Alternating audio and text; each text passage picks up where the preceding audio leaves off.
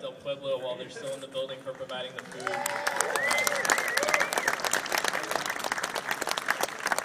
I take it you all enjoyed it. So we have a little program planned for this time, and wanted to start. I want to start by doing a few more thank yous if I can. Just thanking everybody who put this event together, and I think I'm sort of going to end up being a demagogue here, because everybody who's here deserves thanking.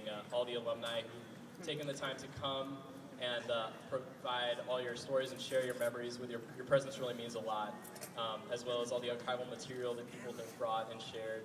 We really appreciate that. And of course, I also want to take a chance to thank all the KCSB staff who have helped out, not only for this event, but for all our wonderful events this year.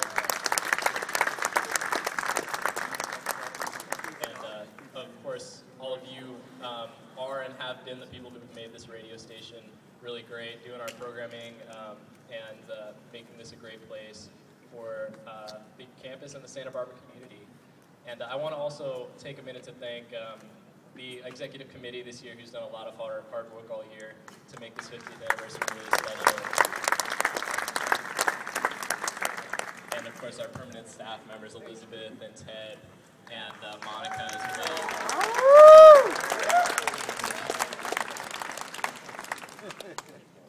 And I think now, I think I've said about all I need to say, but if Elizabeth, if you want to say a few words, we would love to have you do that. So Elizabeth Robinson, our radio advisor.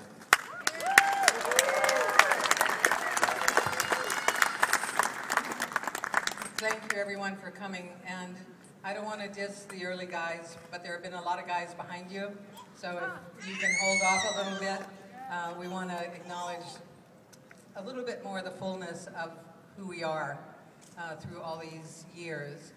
And one of the things that strikes me as I've sat here and met people again is that all of us thought we were doing some important things. The reason we thought it was important might have differed through time. But, you know, we got out in our communities, we tried to protect them, and we continue to try to do that. And I think that makes us fairly unique in terms of bringing a social justice perspective to everything that we do here. And, you know, this started out as a college station. And it is still a college station, but it is also, as importantly, a community station. And it is a community station and a college station now in a media context which is much more constricted than it was when we started.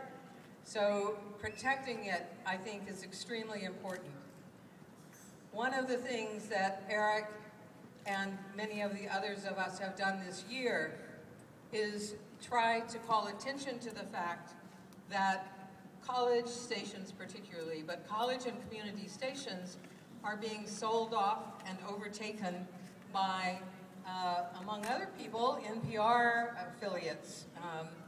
And you know, one of the things that we pride ourselves on and prize is localism. And so you'll have to forgive me for preaching a little bit, but I think it's important to remember that. Get him, girl! I never promised to make it easy. I'm not going to make it long. But I do want to say just a couple of other things. And one of the people that we have worked with in terms of saving college radio is a guy who saved a college radio station by making it not a college radio station. And he's made it a quite wonderful station.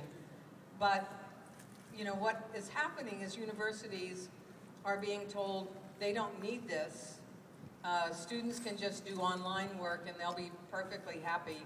And we can give it to an affiliate who will turn it into a really nice classical music station. And we reject that out of hand.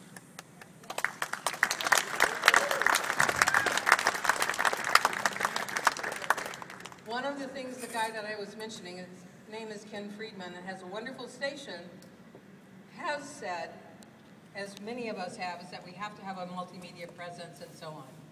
But Ken said something to the effect of, you know, people like their music, they like their websites, but they love their radio station. And I think that is part of what has brought all of you here today. And I appreciate that.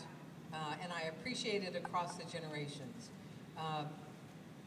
For me, it is really important that we have, 20-year-olds or barely 20-year-olds appreciating all of this today, as well as the gray-haired ones like me. So let's applaud them for trying to maintain this treasure, and I say that seriously, this treasure that KCSB is.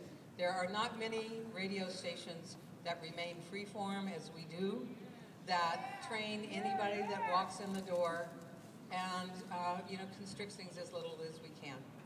So here's to all of us and to all of you who will protect not just KCSB but other environments like this, and keep them out of the hands of vultures sometimes. I could say corporate vultures, but some of them are, and some of them might be perfectly private. I don't know. So thank you for all of it that you have done, and there's not going to be another reunion like this for a long time, but I hope that you will continue to support the station as you have. And just one other thank you from me, and there are a couple people that were outside of the station, like Mahadir Tesfai, who was videotaping today. Thanks for that.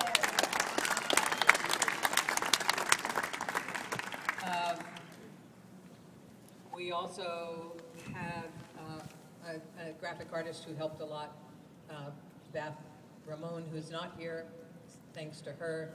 And the other person that I really want to thank, who in addition to other people and to XCOM here, who worked your little butt off for the first 2 or 3 quarters of this year, is Nicole.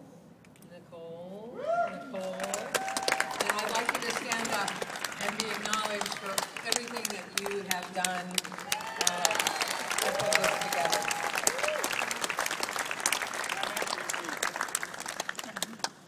We wanted to have an open mic as well, and we also want you all to be able to talk to each other. So I'm going to leave it to Eric as to when we do all that. We've also promised raffles that we haven't even gotten to because it's been really busy, so I'm also going to turn it back to him. But thank you again for all of you being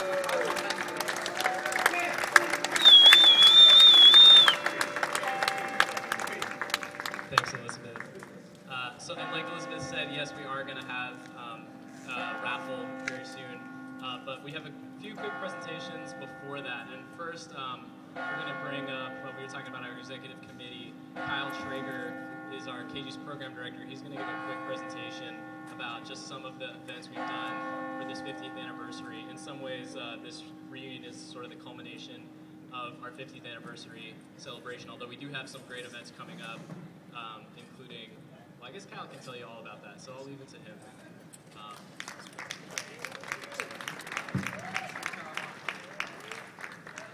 Good evening.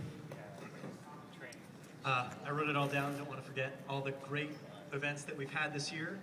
In celebration of our 50th anniversary, we thought it would be a really neat idea to do a lot of events on and off campus celebrating a number of things. If you've been inside the station today, you've probably seen our timeline up in Studio A, and if you haven't been by there, I'd recommend checking it out. We've got all of our posters from our events this year and some descriptions too. But we started off this year with a special kickoff, a small reception to celebrate our 50th anniversary and get the year underway in a good way. And if you've been in the lobby of our station today, you probably, or you might have seen some certificates posted up above the lobby, and those were presented to us at the kickoff event by a number of speakers, including Doss Williams and several other important figures in the area. But as for the other events that we have been holding, one of the biggest areas that we've been holding events in is in the arts.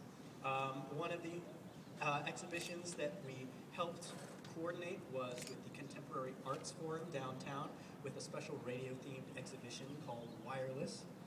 We also coordinated with Neighborhood Public Radio for their Picnic Revolution exhibition, which